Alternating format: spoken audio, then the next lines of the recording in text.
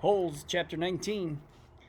He, meaning Stanley, was awakened one night by a strange noise. At first, he thought it might have been some kind of animal and it frightened him. But as the sleep cleared from his head, he realized that the noise was coming from the cot next to him. So the bed next to him, Squid was crying. "You okay?" Stanley whispered. Squid's head jerked around. He sniffed and caught his breath. "Yeah, I'm fine," he whispered and sniffed again. In the morning, Stanley asked Squid if he was feeling better. "What are you, my mother?" asked Squid. Stanley raised and lowered one shoulder. "I got allergies, okay?" Squid said. "Okay," said Stanley. "You open your mouth again and I'll break your jaw." Stanley kept his mouth shut most of the time. He didn't talk too much to any of the boys, afraid that he might say the wrong thing. They called him caveman and all that, but he couldn't forget that they were dangerous too.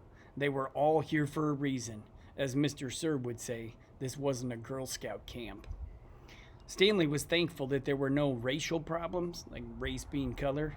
X-Ray and Armpit and Zero were black. He, Squid, and Zigzag were white. Magnet was Hispanic. On the lake, they were all the same reddish-brown color, the color of dirt. He looked up from his hole to see the water truck and the trailing dust cloud. His canteen was almost a quarter full. He quickly drank it down, then took his place in line behind Magnet and in front of Zero. The air was thick with heat, dust, and exhaust fumes. So look up exhaust fumes. Mr. Sir filled their canteens. The truck pulled away. Stanley was back in his hole, shovel in hand, when he heard Magnet call out, "Anybody want some sunflower seeds?" Magnet was standing at ground level, holding a sack of seeds. So the exhaust, it's kind of hard to see come out of here. But it's that smoke that comes out of the back of a car.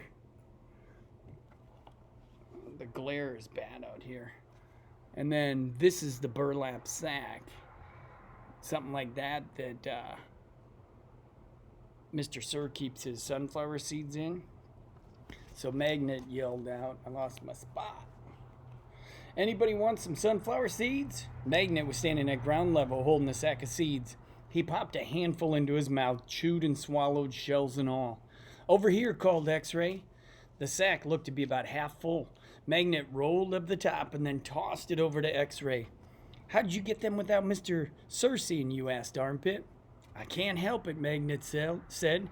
He held up both his hands, wiggling his fingers, and laughed. "My fingers are like little magnets." The sack went from X-Ray to Armpit to Squid. "It's sure good to eat something that doesn't come from a can," said Armpit. Squid tossed the sack to Zigzag. Stanley knew it would come to him next. He didn't even want it. From the moment Magnet shouted, "Anybody want some sunflower seeds?" he knew that there would be trouble. Mr. Sir was sure to come back. And anyway, the salted shells would only make him thirsty. "Coming your way, caveman," said Zigzag. "Airmail and special delivery." It's unclear whether the seeds spilled before they got to Stanley or after he dropped the bag. It seemed to him that Zigzag hadn't rolled the top up before throwing it, and that was the reason that he didn't catch it. But it happened very fast. Yeah, show that. Oh, you already did, though. I know, but the picture in this one, they can cinch the top of it. So Zigzag left it open and threw it. All right, but it happened very fast. So one moment, the sack was flying through the air, and the next, Stanley knew the sack was in his hole, and the seeds were spilled across the dirt. Look up sunflower seeds. "Oh, man," said Magnet. "Sorry," Stanley said as he tried to sweep the seeds back into the sack. "I don't want to eat dirt," said X-Ray. Stanley didn't know what to do. "The truck's coming," shouted Zigzag. Stanley looked up at the approaching dust cloud, then back down at the spilled seeds. Yeah, so they go everywhere. He was in the wrong place at the wrong time. What else is new? He dug his shovel into his hole and tried to turn over the dirt and bury the seeds. What he should have done, he realized later, was knock one of his dirt piles back into his hole, but the idea of putting dirt into his hole was unthinkable. "Hello, Mr. Sir," said X-Ray. "Back so soon?"